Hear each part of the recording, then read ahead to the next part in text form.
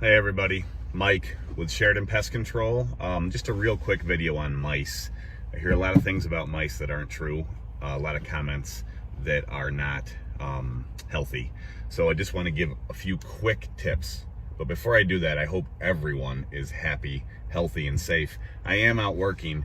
I am sometimes having to yell at people to stay away from me, which is a little surprising, but I'm able to service outside and not go to any stores and handle my business so far as of now. But I have had a couple times where I had to tell someone, stay away, and that person has told me, I don't care, and I've said, I care. So anyway, crazy out here today, yesterday, etc. But back to mice. There's never just one mouse. I want everybody to know that. They reproduce like crazy, and pest control guys have one stat that we tell all the time. 2 mice become 100 in 30 days.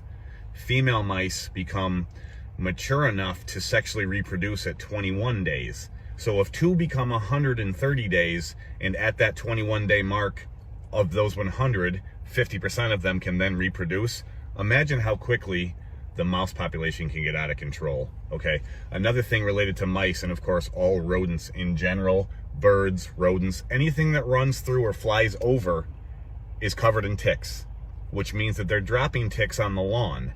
So that's another reason why you don't want to just let mice go. I agree that they're cute. I like mice, but you can't have them in your dwelling. It's not safe.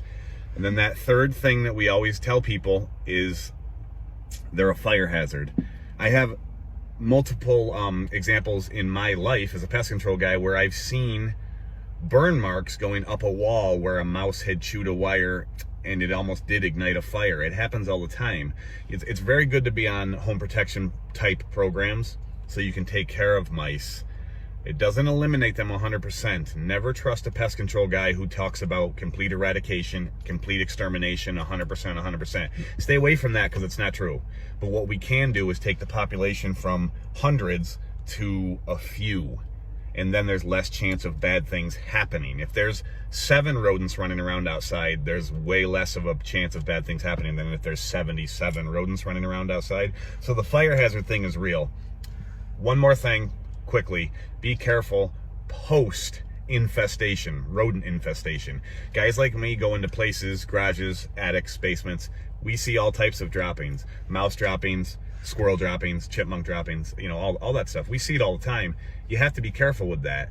If you start to clean up an infestation and you start kicking things into the air, you could get very sick.